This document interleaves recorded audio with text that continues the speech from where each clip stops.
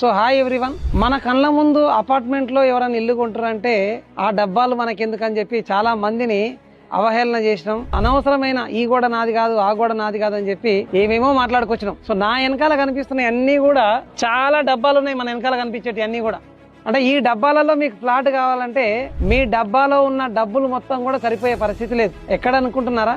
So కోకాపేటలో ఉన్నాను. Minimum 14,000 SFT దగ్గర నుంచి 16,000 వరకు ఉంది. 16,000 ఎస్ఎఫ్టీ ఫ్లాట్ ఒకటి కావాలంటే కూడా 25 crores కూడా మనకు ఒక ఫ్లాట్ మాత్రమే దొరుకుతుంది.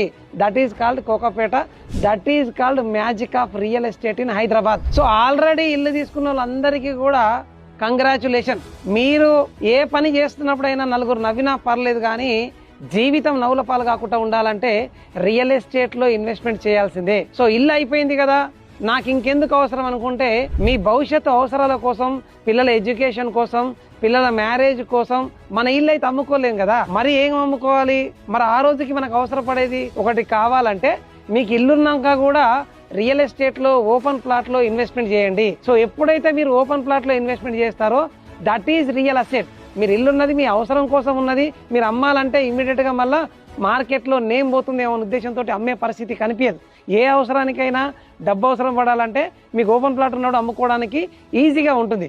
Do invest in open plots for your family.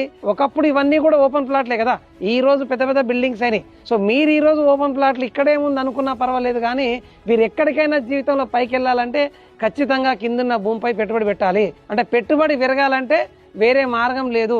So మనం భూమి సొంతం చేసుకోవడం మాత్రమే. Do invest in real estate, better improvement in your life and good luck.